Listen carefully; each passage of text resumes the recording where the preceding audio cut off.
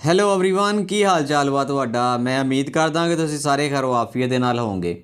ਮੈਂ ਆਪਣੇ ਫੇਸਬੁੱਕ ਤੇ YouTube ਚੈਨਲ ਤੋਂ ਤੁਹਾਡੇ ਨਾਲ ਮੁਖਾਤਬ ਹਾਂ।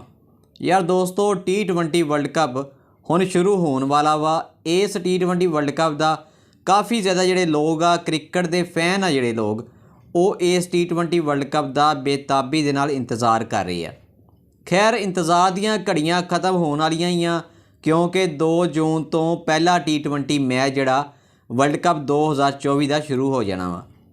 खैर जिस मैच का सारे फैंस जिहड़े क्रिकेट दे खासकर पाकिस्तान ते इंडिया दे उस मैच का इंतज़ार करते पे आ जिहड़ा मैच पाकिस्तान ते इंडिया के दरम्यान होना वा वो दोस्तों 9 जून होना वा।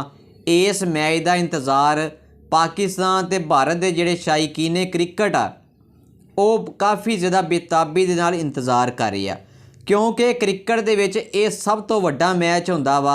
ਇਸ ਮੈਚ ਨੂੰ ਦੇਖਣ ਵਾਸਤੇ ਲੋਕ ਜਿਹੜੇ ਆ ਕਾफ़ी ज़्यादा ਲਗਾਓ ਰੱਖਦੇ ਆ। खैर T20 ਵਰਲਡ ਕੱਪ 2024 ਜਿਹੜਾ ਹੁਣ ਹੋਣਾ ਵਾ ਤੁਹਾਨੂੰ ਪਤਾ ਹੀ ਹੋਏਗਾ ਕਿ ਅਮਰੀਕਾ ਤੇ ਵੈਸਟ ਇੰਡੀਜ਼ ਦੇ ਵਿੱਚ ਹੋਣਾ ਵਾ। ਇਸ ਵਰਲਡ ਕੱਪ ਦੇ ਵਿੱਚ ਇੰਡੀਆ ਦਾ ਜਿਹੜਾ ਇੱਕ ਸਾਬਕ ਖਿਡਾਰੀ ਆ ਯੁਵਰਾਜ ਸਿੰਘ ਉਹਨੇ ਕਿਹਾ ਵਾ ਕਿ ਪਾਕਿਸਤਾਨ ਕ੍ਰਿਕਟ ਟੀਮ ਜਿਹੜੀ ਆ ਸੈਮੀਫਾਈਨਲ ਦੇ ਵਿੱਚ ਲਾਜ਼ਮੀ ਪਹੁੰਚ ਜਾਏਗੀ। खैर हुण तो वेखांगे कि पाकिस्तान क्रिकेट टीम सैमीफाइनल दे विच पहुँच पाउंदी आ या नहीं। खैर युवराज सिंह ने तो ये पेशनगोई कर ही दी आ। खैर अगे अल्लाह जानदा वा कि की होएगा। खैर पाकिस्तान ते इंडिया के दरम्यान जिहड़ा 9 जून नूं T20 मैच होना वा ना इस मैच दीयां टिकटां जिहड़ियां बड़ियां महंगियां विकन लग गईयां वा क्योंकि सब जानते आ कि ये T20 क्रिकेट टीम का बहुत वड्डा मैच होना वा पाकिस्तान ते इंडिया के दरम्यान। इस मैच का इंतज़ार लोग काफ़ी शिद्दत नाल करते पे आ।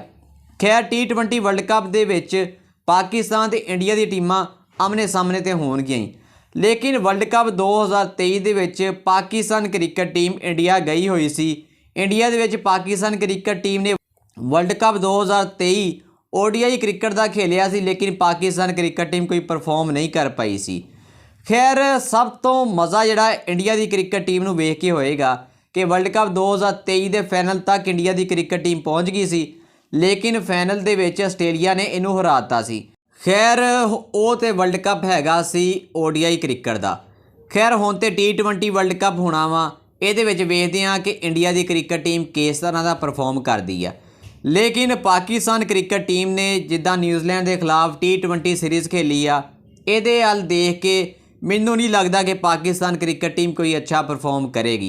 खैर यार न्यूजीलैंड की क्रिकेट टीम ने तो अपने स्क्वाड का ऐलान करता वा कि ਜਿਹੜੇ खिलाड़ियों ने T20 वर्ल्ड कप 2024 खेलना वा लेकिन पाकिस्तान की क्रिकेट टीम की तरफों हजे तक स्क्वाड का ऐलान नहीं किया गया। लेकिन ये तो कन्फर्म आ क्योंकि बाबर आजम भी T20 वर्ल्ड कप 2024 खेलणगे। फ़खर जमान इस तरह होर भी जोड़े अच्छे खिलाड़ी आ खासकर उस्मान खान इमाद वसीम ते शदाब खान ये तो कन्फर्म आ कि ये खिलाड़ी T20 वर्ल्ड कप 2024 खेलणगे।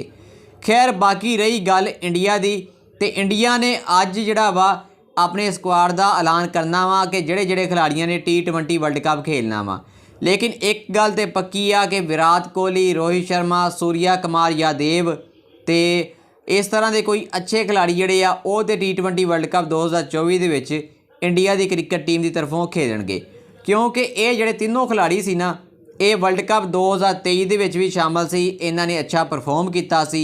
खैर मैनूं तो यही लगता कि इंडिया की क्रिकेट टीम दे विच ये तिन्नां खिलाड़ियों नूं इंडिया का क्रिकेट बोर्ड जिहड़ा लाजमी शामिल करेगा। खैर अज पता लग जाएगा कि इंडिया की क्रिकेट टीम की तरफों किहड़े खिलाड़ी जिहड़े आ world cup 2024 T20 cricket team का खेलणगे। खैर ये तो अज पता लग ही जाएगा कि इंडिया की तरफों किहड़े खिलाड़ी T20 वर्ल्ड कप खेलणगे। खैर कुछ भी होवे इस बारे तुहाडी की राय आ मैनूं कमेंटां दे विच तुसीं जरूर दसना वा। और मैनूं ये भी दसना तुसीं कि तुहानूं की लगदा वा कि किहड़ी टीम जिहड़ी आ वर्ल्ड कप 2024 जितेगी। इस सवाल का जवाब तुसीं मैनूं कमेंटां की सूरत 'च दे सकदे आ।